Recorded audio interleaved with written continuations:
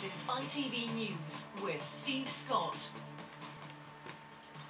Good afternoon. We should all feel shame. The thoughts of the Health Secretary today, who's warning that far too many elderly people in the UK are living in isolation. Jeremy Hunt claims not enough of us are taking responsibility for older relatives who are left to live lonely lives with often only their television for company. Jenny Longdon reports. See? Now, hold on. Now you can kick out. These elderly people are the lucky ones, taking part in a social fitness class at least once a week. But for millions of others, get-togethers like this are a distant memory.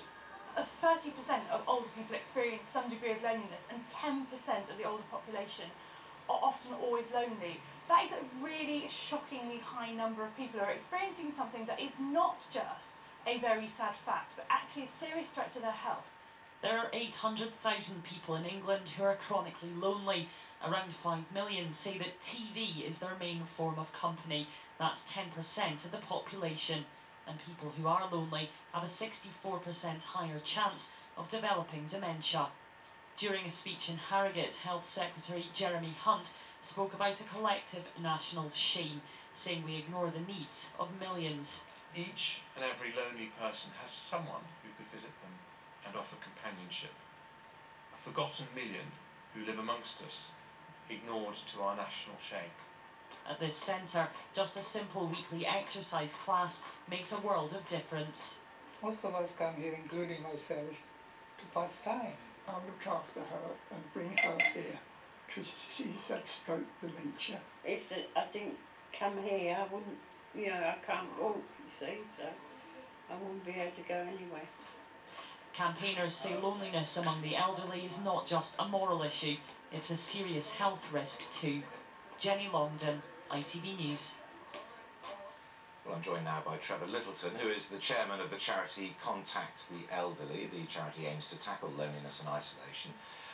Trevor, is the Health Secretary right to make this call, or is he just passing on guilt to the rest of us when really the government should be doing more? I believe it's absolutely right. We, in Contact the Elderly, are the only national organisation that have focused on isolation since our inception in 1965. And what elderly people want is not just the Meals on Wheels, but the chat that goes with it. And this is an essential part of what we do. And Jeremy Hunt, we just heard him there say that there is a missing million, and each and every elderly person has someone who is able to go and talk to them. Is that actually correct?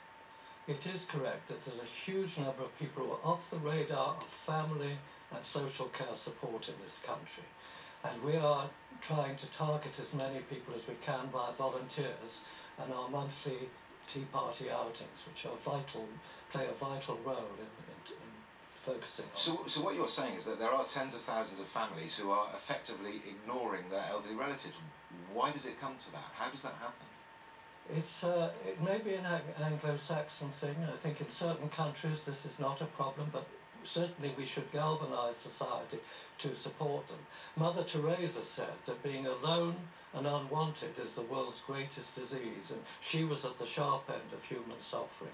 And I think it's very encouraging that the Minister has recognised that it's not just a question of throwing money, although we need money to improve social care and the length of visits, but it's also the importance of having somebody to talk to and feel wanted and be part of the companionship, which is what Contact the Elderly does. But you can't change a culture in a country or a country's culture by just a speech every now and then, can you? Well, we've been trying to change a culture for 48 years, and we have 7,000 wonderful volunteers throughout the country who only have to give one Sunday afternoon a month, which is creating a companionship link, which creates a grandparent-grandchild relationship. So many things happen in between, knitting, but what we do is to ensure that that link takes place. And we want people out there to join us and help provide this companion. It's great fun. They get a lot out of it. The volunteers get an immense amount out of it. And it is a benefit to the country, and the more people who are doing it, better. Okay, Trevor, thank you very much indeed for coming in. An inquest has heard